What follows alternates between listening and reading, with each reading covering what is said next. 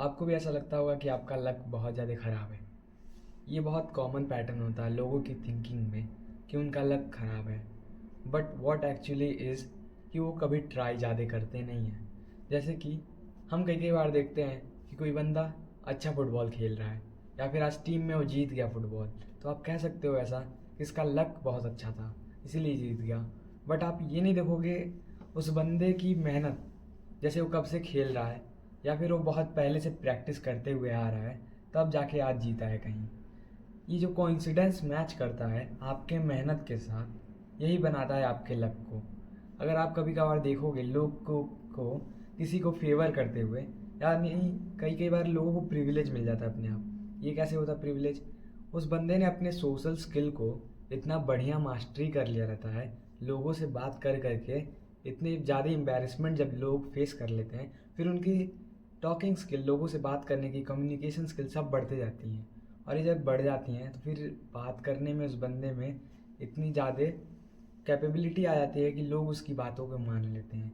इसी प्रकार लक जो हमें फेवर होता है, ये लक छोटे छोटे ब्रिक्स से बिल्डअप होके बनता है। अगर किसी के पास कोई ड्रीम जॉब है तो देखने में लगता है अरे भाई साहब इसके पास तो ड्रीम जॉब है मेरा, इसके पास कितने ज़्यादा पैसे कमाता है। बट हम लोग इसके पीछे ये नहीं देखते हैं कि कितने इंटरव्यूज़ इस बंदे ने दिए होंगे, कब से ये मेहनत कर रहा होगा, बचपन से पढ़ाई लिखाई करता होगा, बहुत काम करता होगा, मेहनती होगा, इसके लिए आज ये यहाँ पे खड़ा है। एक्चुअली में हम लोग क्या होता है, हम लोग रिजेक्शन के डर के मारे हम लोग ज़्यादा स्टेप्स नहीं लेते हैं, हम लोग काम नहीं करते हैं, या फिर हम लोग बहुत सारे अपॉर्चुनिटीज़ को मिस कर देते हैं। और फिर हम सोचते हैं कि बंदा कितना लकी है कि ये आज कर लिया ये। जैसे कि अभी वैभव सूर्यवंशी था, 14 ईयर्स का आईपीएल में खेला, उसमें हम लोग ऐसा तो देख सकते हैं कि कितना बंदा लकी है। बट ये भी तो सोचो उसके पास जब अपॉर्चुनिटी आई होगी, कि उसकी जब उसने अपने पापा से कहा होगा कि पापा मुझे क्रिकेट खेलना है, तो जब उसके पापा ने मान लिया होगा तो ये अपॉर्चुनिटी जब उसके पास आई तब उसने खेलना चालू किया। हाँ, वो पैदा जब हुआ था पैसे होंगे तभी एटलीस्ट खेल पाया होगा। बट स्टिल मैं ये कहना चाह रहा हूँ, जो भी आपके पास सफिशिएंट चीज़ें हैं आप उसको मिला जुला के, आपको अगर अपॉर्चुनिटी कोई मिलती है करने के लिए तो आप उसमें ज़रूर पार्टिसिपेट करो, आप जाओ करने, उसे करो। आप अगर घर में बैठे रहोगे या फिर आप जहाँ भी हो, अगर आप उसी जगह पे स्टक रहोगे तो फिर आपको अपॉर्चुनिटीज़ मिलेंगी ही नहीं। जब आपको अपॉर्चुनिटीज़ नहीं मिलेंगी तो आप कैसे कह सकते हो कि आपका लक ख़राब है? आपको अगर बस एक सिंगल अपॉर्चुनिटी मिल रही हो और सिर्फ उसी अपॉर्चुनिटी पे आप जाके फेल कर जाते हो तो फिर कहोगे मेरा लक तो बहुत ख़राब है। बट अगर आप बाहर जाते हो, लोगों से बातें करते हो, लोगों से कांटेक्ट बनाते हो, हर एक छोटी से छोटी अपॉर्चुनिटी पे आप उसमें अपना फ़ायदा निकालना चाहते हो, हर एक छोटी छोटी अपॉर्चुनिटी को पकड़ोगे, आप आगे बढ़ोगे तो ज़रूर करके आपको, अगर 100 कर रहे हो तो उसमें से एक आपको ज़रूर बेनिफिट करेगा और जिस एक को देख के लोग कहेंगे कि आप लकी हो। इसी तरीके से बहुत छोटी छोटी अपॉर्चुनिटीज़ आती हैं या फिर छोटे छोटे स्टेप्स जो हम लोग लेते हैं उसी के कारण हमें कोई ना कोई एक बढ़िया चीज़ मिलती है। स्टैटिस्टिक्स जो होती है वो हमेशा फेवर करती है। स्टैटिस्टिक एक डेटा होता है, जैसे समझ रहे हो ना मैं क्या कहना चाह रहा हूँ। स्टैटिस्टिक्स, जब भी आप किसी चीज़ को रिपीटिवली करोगे, आप उसका फ्रीक्वेंसी बढ़ा दोगे तो आपके होने की प्रोबेबिलिटी ज़्यादा हो जाती है।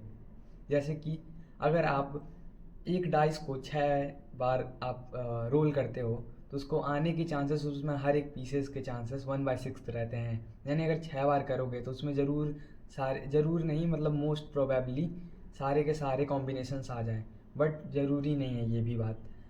मैं ये कहना चाह रहा हूँ टोटल मिला जुला के, अगर आप एक ही बार बस डाइस को रोल करोगे तो आपके फेवरेबल आउटकम नहीं आएंगे। बट इसे 100 बार रोल करो डाइस को, आपके फेवरेबल आउटकम्स ज़रूर आएंगे। इसी तरीके से आप कभी भी अपने लक को ओवर पावर कर सकते हो जस्ट बाय रिपीटिंग। आप रिपीटेटिव काम करो, आप चीज़ों को बढ़ाते जाओ। जैसे कि अगर आप नंबर्स ऑफ क्वेश्चन ज़्यादा कर लोगे, तो अगर आप जितने प्रकार के डाइवर्स डाइवर्स क्वेश्चन कर लोगे तो आपके एग्ज़ाम में डाइवर्स क्वेश्चन में से कोई ना कोई क्वेश्चन आपका मैच करेगा और आप जब उसे सॉल्व कर दोगे तो लोग कहेंगे आप लकी हो। इसी तरीके से मैं ये वही कहना चाह रहा हूँ कि अगर आप अपना नंबर्स ऑफ आउटकम्स अगर आप बढ़ाना चाहते हो तो आपको नंबर्स ऑफ ट्राई करना पड़ेगा, आपको इंक्रीज़ करना पड़ेगा। कितना आप ज़्यादा अपॉर्चुनिटीज़ को ग्रैब कर रहे हो, आप कितने ज़्यादा मेहनत कर रहे हो, आप कौन कौन से इलाकों में जा रहे हो, आप किस किस तरीके से मेहनत कर रहे हो। जब आप किसी एक काम को अगर करने के लिए आप अलग अलग वेज से जाओगे तो आपको ज़रूर किसी ना किसी एक वे पे सक्सेस मिलेगी। जैसे कि अगर अभी लोग यूट्यूब चैनल बनाते हैं तो उसमें ज़रूरी नहीं है सबको सक्सेस मिले, हाँ ये बात सही है, बट अगर आप बनाओगी नहीं कभी तो नहीं बनेगा। ऐसा अगर आप कंसिस्टेंसी अपनी मेंटेन करके रखो, इवन तो आपको व्यूज़ आ रहे हों नहीं आ रहे हो, बट स्टिल बहुत सारे यूट्यूबर्स ऐसे ही करके फेमस बन गए हैं। यूट्यूबर्स भी कई कई लोग 2016 से वीडियोस बना रहे हैं, बट उन्हें सक्सेस बहुत लेट जाके मिली, बट स्टिल सक्सेस तो मिली। आप ऐसा नहीं कह सकते कि वो मियरली लक था, क्योंकि जब उनकी मेहनत हो रही थी उस समय उनका सोशल स्किल बढ़ रहा था, कुछ ना कुछ उनके अंदर इम्प्रूवमेंट हो रहा था, जिसके कारण ओवरऑल उनका इम्प्रूवमेंट हुआ।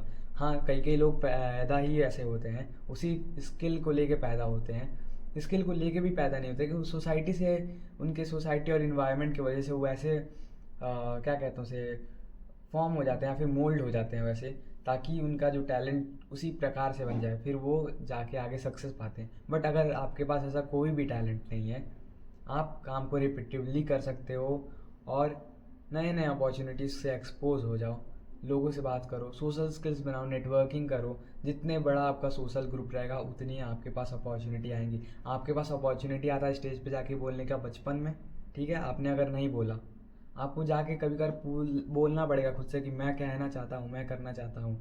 इवन तो अगर आप नहीं कर पाओगे, आपको भी पता है, बट ये सब छोटे बचपन से स्टार्ट होती हैं। अगर आप छोटे पे से अपॉर्चुनिटी लेते जाओगे स्टेजेस पे बोलने का, तो आप बड़े होने के बाद आप ऑटोमेटिकली फ्लुएंट रहोगे स्टेज पे बोलने के लिए। बट अगर आप लाइफ में कभी करोगे ही नहीं और दूसरे बंदे को देखो स्टेज पे आके बढ़िया से बोलने का, आप बोल सकते हो इसके पास तो टैलेंट है, ये तो लकी है, बट आपने ये नहीं देखा कि वो छोटे पे से, बचपन पे से बोलते हुए आ रहा है। उसने अपॉर्चुनिटीज़ को ग्रैब की कि हाँ मैं बोलूँगा, वो हमेशा इंथुजियाज़म था उसके अंदर कि मैं करूँगा। अगर आपके अंदर ये इंथुजियाज़म है, अगर आपको अपॉर्चुनिटी ग्रैब करनी है, आपको लोगों से एक्सपोज्ड रहना है, एक्सपोज मतलब गलत नहीं, एक्सपोज मतलब लोगों से घुलना मिलना, आपको लोग जाने पहचाने, ऐसा करोगे आप तो आपके पास अपॉर्चुनिटीज़ अपने आप आएंगी। और जब आपको अपॉर्चुनिटीज़ अपने आप मिलेंगी, कुछ आपको ग्रैब करनी पड़ेगी, आप जब ऐसे करोगे तो आपकी जो नंबर्स ऑफ रिपीटिशन या कह लो फ्रीक्वेंसी आपकी चीज़ों को करने की बढ़ जाएगी। और जब 100 काम करोगे तो उसमें ज़रूर किसी ना किसी एक में सक्सेस ज़रूर मिलेगी। अगर आपको ऐसे ही साइकोलॉजिकल चीज़ों के बारे में जानना है या फिर सेल्फ इंट्रोस्पेक्शन के बारे में जानना है तो मेरे वीडियोस ऐसे चैनल पे हैं, आप देख सकते हो।